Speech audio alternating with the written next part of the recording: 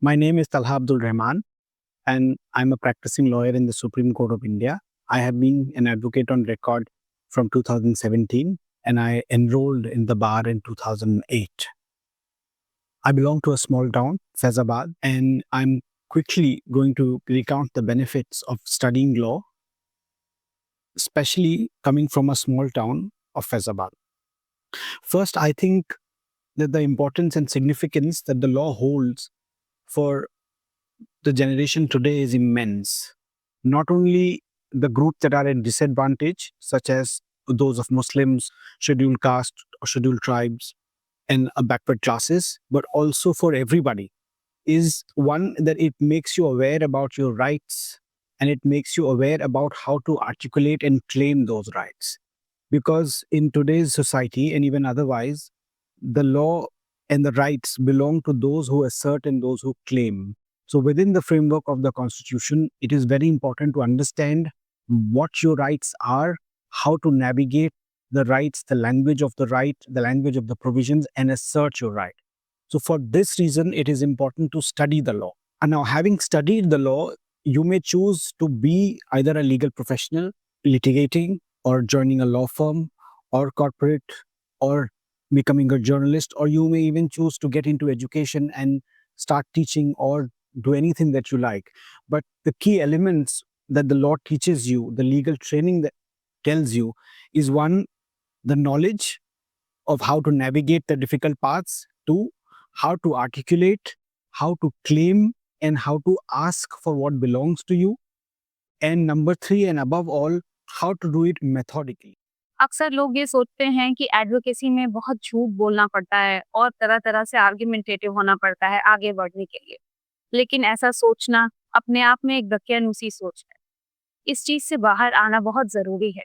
अगर आप दुनियावी लिहाज से देखेंगे तो हमारे कॉन्स्टिट्यूशन ऑफ इंडिया में एडवोकेट का प्रोफेशन के बारे में बताया गया है और किसी प्रोफेशन के बारे में इतना एक्सप्लिसिटली कहीं पे भी मेंशन नहीं पाएंगे आप। उसी तरीके से आप अगर अल्लाह के सारे नामों में देख लें तो अल वकील भी एक नाम है। वकील एक गाली नहीं है जैसा कि आज बना दी गई है। वकील तो अल्लाह ताला की तरफ से एक चैनल्ड पर्सन है जिसको एक ऐसा काम दिया गया है जो अल्लाह ताला खुद पसंद करता है, यानी इंसाफ दिलवाना। अल्लाह ही ताला हर किसी को इंसाफ दिलवा सकता है। इंसान में इतनी कुव्वत नहीं है कि वो कुछ कर सके। लेकिन अगर आप एक वकील बनते हैं तो आप अल्लाह का काम करते हैं और अगर आप उसे सच्चाई और ईमानदारी से करते हैं तो अच्छा भी माना जाता है। जैसे कि सच्चाई और ईमानदारी हर प्रोफेशन में होती है। अगर आप एक एडवोकेट बन करके भी वो करते हैं तो इसमें कोई बुराई नहीं है। इसके अलावा भी अगर आपने एडवोकेसी की पढ़ाई करी हो तो आपके लिए बहुत सारे नेटवर्क खुले हैं। सिविल केस में मैं समझता हूँ कि इस तरह का मामला बिल्कुल नहीं आता। मैं आपको मिसाल देके समझाता हूँ।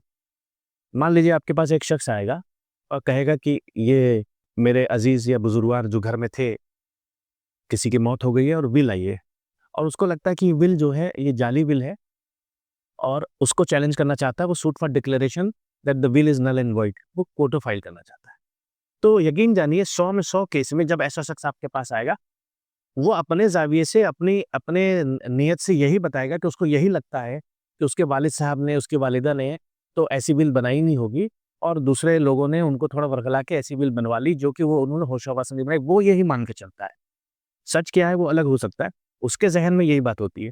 ठीक उसका भाई किसी दूसरे वकील के पास जब जाएगा, तो वो भी यही कहेगा, वालिद साहब ने तो मेरे सामने पूरे होश-हवास में मेरे नाम से प्रॉपर्टी की थी, तो वो भी अपने ज़ाविये से सच ही बोल रहा है। यहाँ सच और झूठ का मामला ही नहीं है क्योंकि आपने घरों में देखा होगा, भाई-बहन भी लड़ते हैं या 2 दोस्त भी लड़ते हैं। आपके लिए पता कर पाना बड़ा मुश्किल होता है कि सच कौन बोल रहा है और झूठ कौन बोल रहा है। क्योंकि वो सिविल मामला होता है। वहाँ पे इंसान की जो अपनी फितरत में जो बायस इनबिल्ट होता है इंसानों के ज़हनों में, वो इंसान उससे बात करता है। वहाँ सच और झूठ का पता लगा पाना उतना क्रिस्टल क्लियर नहीं होता जितना क्रिमिनल केस में होता है क्योंकि क्रिमिनल केस में तो बहुत से शवाहिद पब्लिक के मौजूद होते हैं।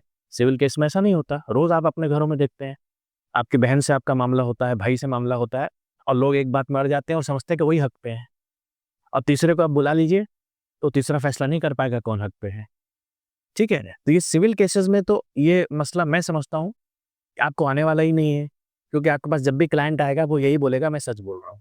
जब क्लाइंट ने आपसे कह दिया कि मैं सच बोल रहा हूँ, तब आपको पीछे कूदने की ज़रूरत नहीं है कि नहीं जी सच बोल रहे हो कि नहीं, मुझे साबित करो। फिर तो आपको मान लेना है कि वो सच बोल रहा है।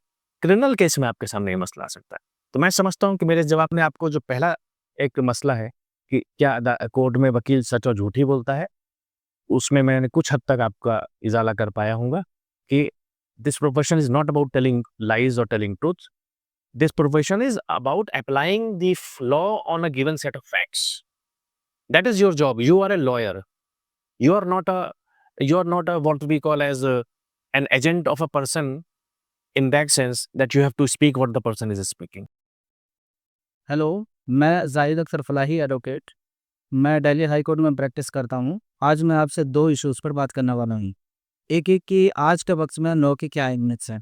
1857 के बाद हमने देखा था कि उस वक़्त जो मुस्लिम लीडरान हमारे थे, वो एजुकेशन में और लॉ में बड़े माहिर लोग थे और यही वजह थी कि वो अंग्रेज़ों के खिलाफ और मुस्लिम उम्मा को जो वो लीडर बन के उभरे, वो इसी वजह से था कि उनकी लॉ पर और एजुकेशन में बहुत तगड़ी पकड़ थी।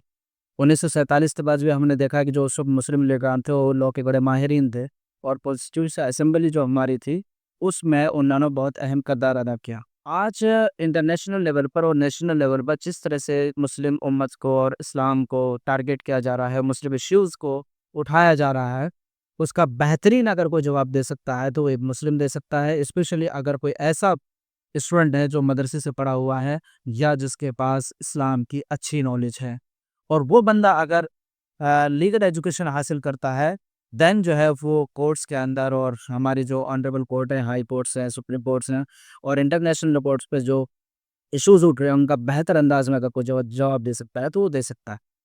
Now we will come to the second aspect as to what can be various career options. Suppose you do not want to be a litigator because these issues will only arise truths or falsehood in a litigation scenario. Today you have tremendous opportunities for lawyers in various fields. As a lawyer, when you pass out, you can be a corporate lawyer.